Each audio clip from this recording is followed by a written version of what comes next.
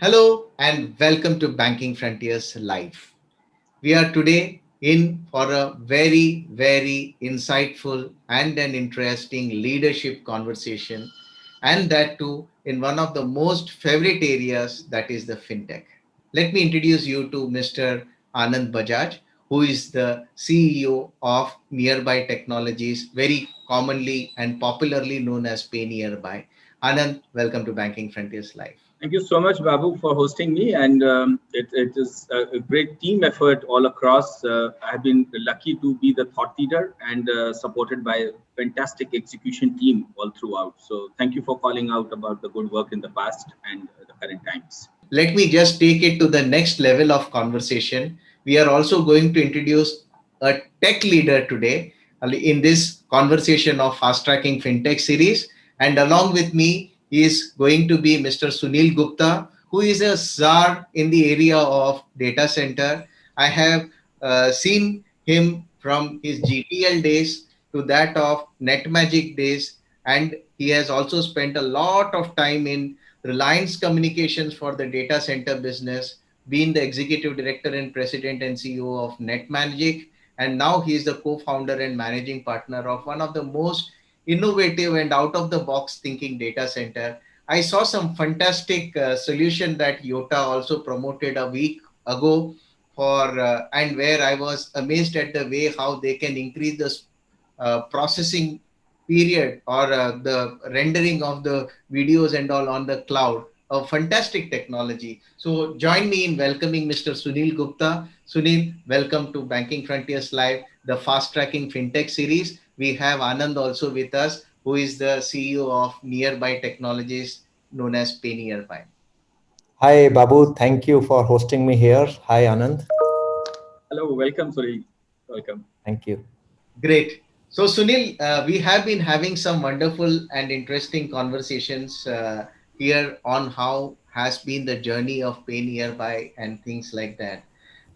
And from there, one of the most important thread that I have picked up in this conversation is basically technology has been the backbone of this particular growth of fintech, and nevertheless, it is not a surprise to any of us. So, you have been providing a lot of premium services like technology solutions, data center solutions, and things like that to various companies.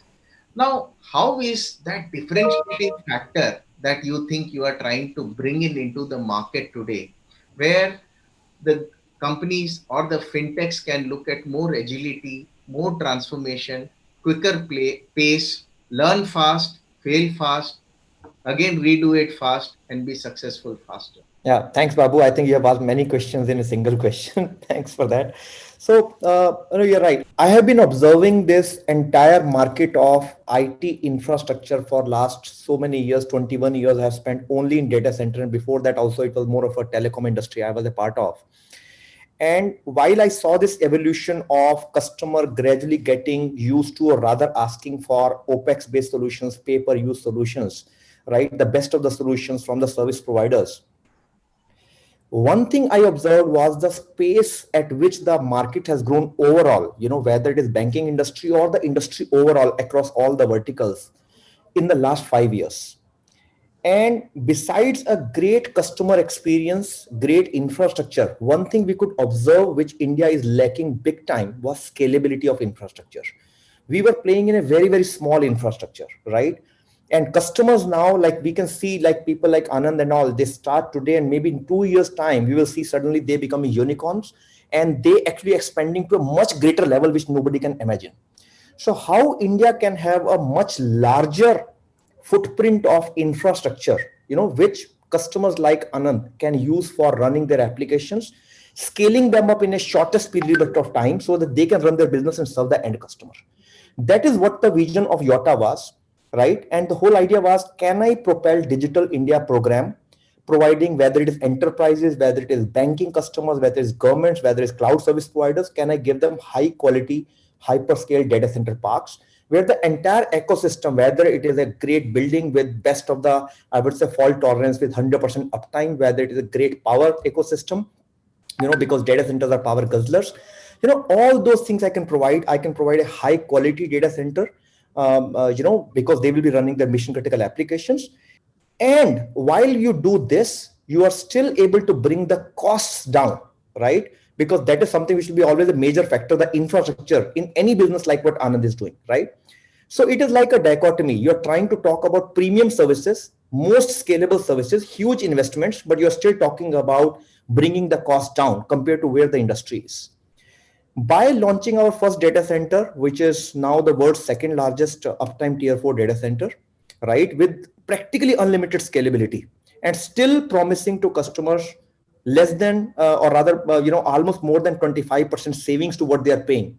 I think that is what we have done, right? And this is what we are doing is simply because we thought that we can combine all the capabilities under a single roof. So on one side, we have brought in the, I would say, Yotta expertise, the domain expertise of data centers, which, the entire team at Yotta represents. We all are like from this industry, and, everybody like, we all have, gathered, whether it is the IT side expertise, application side expertise, or the core data center making expertise, right? And when you bring that expertise in combination with Hiranandani expertise, which is my parent group company, they are the ones who understand land, they understand government approvals, they understand, the construction, they understand, the whole ecosystem of which is not very easy for anybody to fathom. And that is where what we are doing, we are partnering with best of the technology companies in the world, using their solutions, investing into them upfront, doing all the R&D ourselves, packaging them, converting them into a self-service pay-per-use model, and making it available to our customers like Anand. Anand, you have been a runaway success in quite last few years of your existence in this industry. And creating more and more unicorns in India is always been a dream for most of us. And in this journey of your accomplishment of a unicorn status or more, okay, what are the kind of challenges you have faced, and what are the kind of opportunities you see or the tech support you see you would require to take this to the next level? So, Babu, to tell you, Rome was not built in a day. We are not a runaway success. It's not an overnight work. Getting to serve 150 million lives through 500,000 retail touch points, it takes a lot. Having said that, with regard to the challenges, if you are asking, we see them all as opportunities. Like I was just telling you a while ago, that everything that you see in the ecosystem changing, there is, with every regulation, there is an opportunity. With every fiasco, there is an opportunity to serve. For example, if you see 115 million debit cards which went out of system because of chip and pin compliance guidelines, we had an opportunity to go and serve them with Aadhaar enabled payment service, both rails from NPCI, either a debit card rail or on NFS switch, or AEPS support on the micro ATM front. The opportunity to assist in rural area where there is scarcity and challenge, one may say, of commerce by taking Amazon partnership into the last mile. The opportunity to act as a payment facilitator at the same banking correspondent outlet and help a retailer who's challenged with digital payments to experience what UPI QR, Bharat QR is. These were challenges on one hand.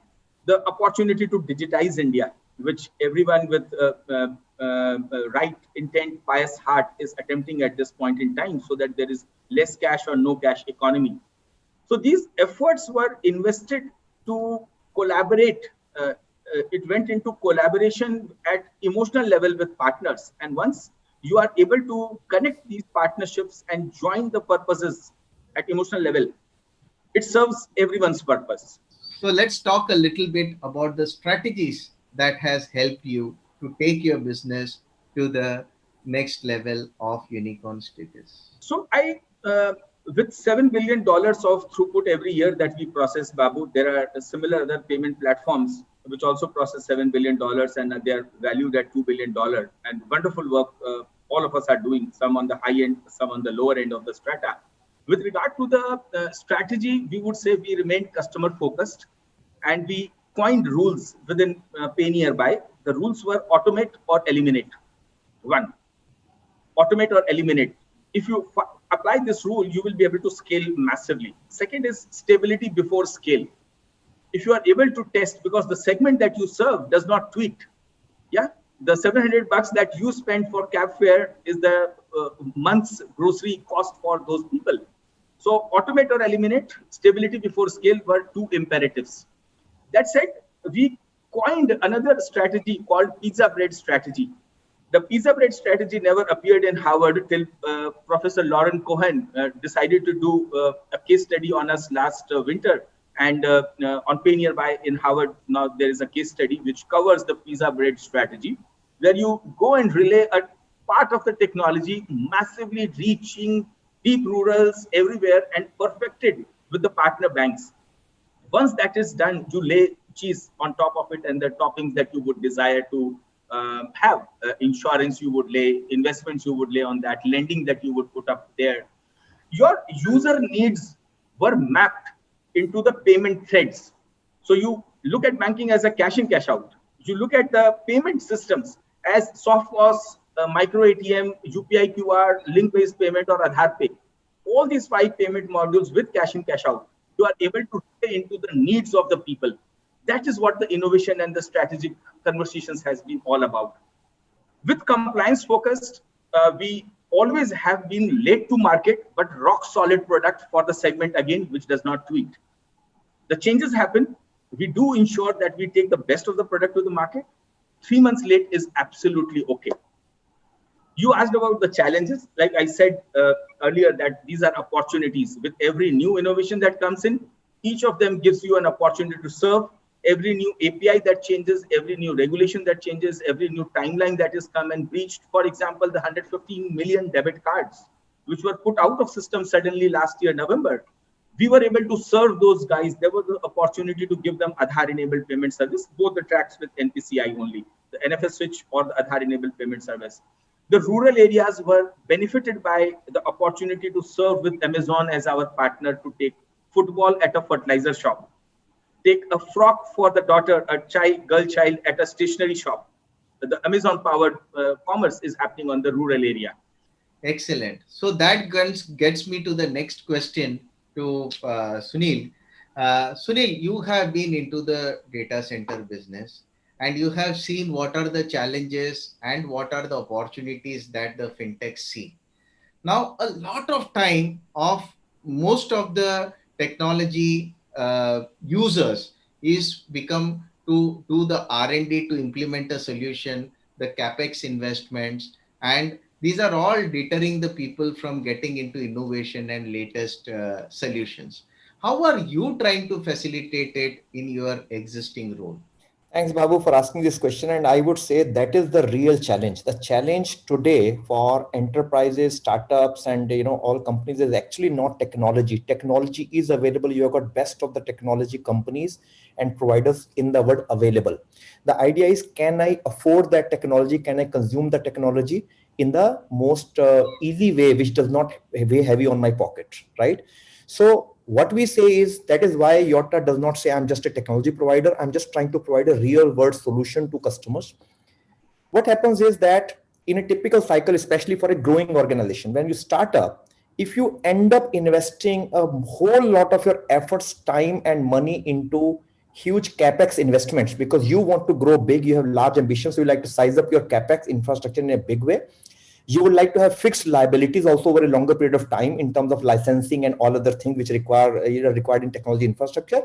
And then if the things go great, fantastic. If the things don't go great, because in startup you can have lots of ups and downs.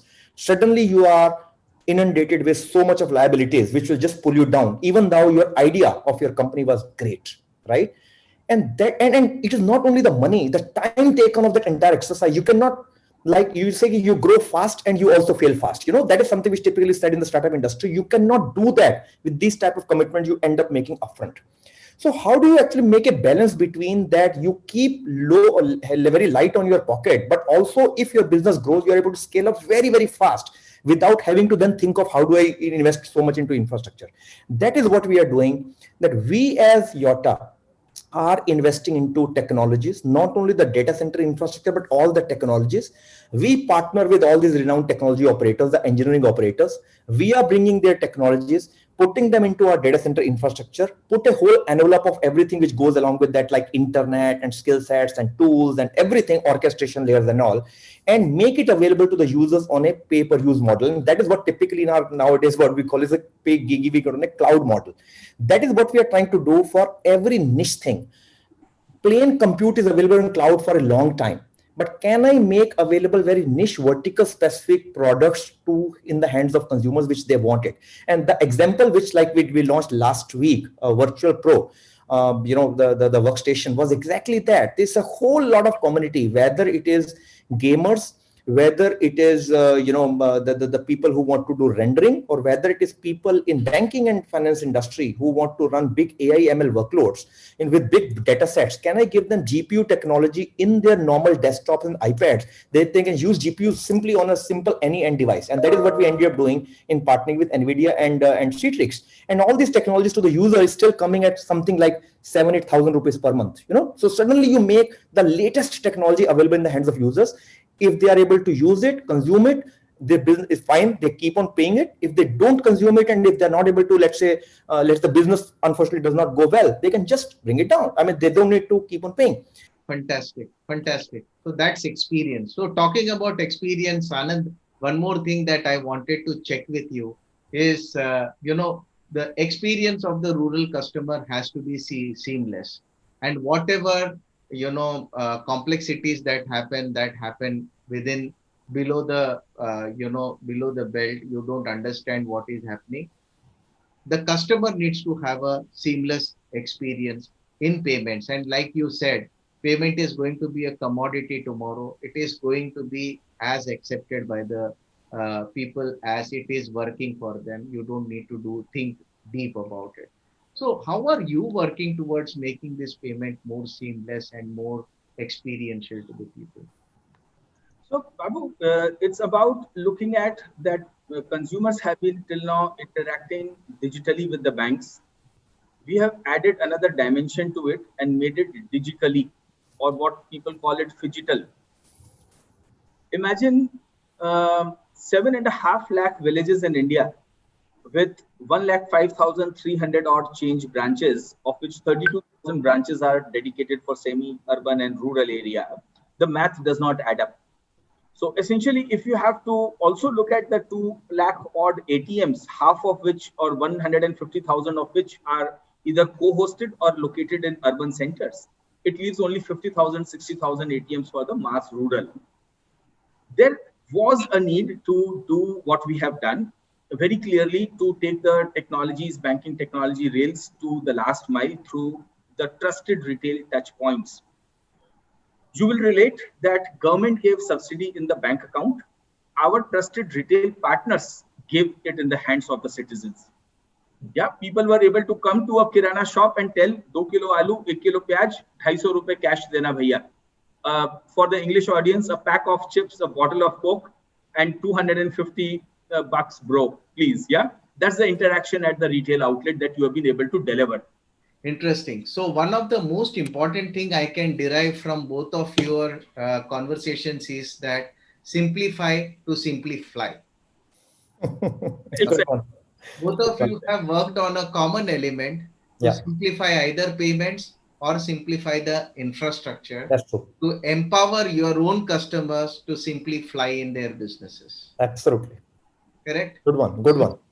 I would like to put one question to Sunil as to what are the technology trends, or what are the kind of strategies that the fintechs tomorrow have to look at if they want to really leapfrog the status of growth and take their businesses to 2030.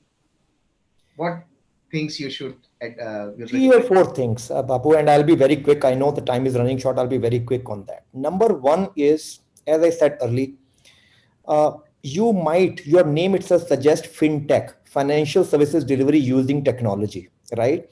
And there'll be multiplicity of technologies, right?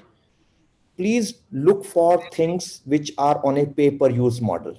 so that you can consume them. What works, you scale it up. What does not work, you are able to leave it without having some liabilities on that. That is most important. Second is user experience. Anand has been stressing on that continuously. User experience, for him, it is the end consumer. For me, Anand himself is my user. So how I can deliver the technologies to Anand and customers in the fintech industry on a very good user self-service model, orchestrated model. That is a second part, which is very, very important for the customers who look for technology services. Third is scalability. As I said, a startup of today is a unicorn of tomorrow. How the service provider, technology provider is able to give unlimited scalability, scale up and scale down, horizontal and vertical, will be very, very important point to see. Whenever we are trying to see how do I consume technology at the back end. Next is, I think, cognitive intelligence. I think AI, ML. I'm sure the fintech players are increasingly using AI and ML tools. The use cases are increasing continuously. And again, for providers, technology providers like us, how do I support those use cases using the technology infrastructure? Like I was talking about the same virtual pro workstation, where whether on one end you are doing a heavy workloads like gamings and rendering, on other side you want to handle big datas, which AI and ML workloads require, or IoT type of workloads require. That is something you will have to continuously go for, and again look for technologies which can be available to you on a pay-per-use model instead of you having to invest into like crores into that. So these are, I would say fintech is something which is continuously, I would say, pressurizing the traditional banks to adopt technology on a mass scale. They are the challengers. Technology is becoming a norm. And pandemic is just pushing the adoption of technology in fintech like anything else. So these are the overall trends I can see, which will have a huge uptick in the future. Fantastic. Thank you so much for that. Anand, any quick closing remark from you? Yeah, I agree with Sunil that micro pricing, which led the success even of Apple when they launched music, helped the consumer was able to pay for each single song that he wanted to. That said, fintech has found its true north. We have found our true north already, and from here on, it's only upward and forward ahead. You will also relate that fintech is a force multiplier to the commerce. The speed that it is able to bring to commerce, there is no more gap now. There is no more check clearance time that is required. Reserve Bank has done fabulous on the 24/7 RTGS enablement. NPCI is doing day after day enhancement, augmentation on the payment systems. So, like I said earlier, what the things are available, and one will have to get onto it. And yahi mati ubhregi, yahi zarra chamkega. I can't stop saying this thing again and again. This shall rise, and this is what the transformation will be emanating from. Fintech will become the sixth element. Like I repeated, earth, fire, water, wind, space, and fintech. It's impacting lives positively, and awesome times ahead, Babu. Fantastic. I think, gentlemen, I had a fantastic time and fantastic insights from both of you, from both technology and the fintech perspective.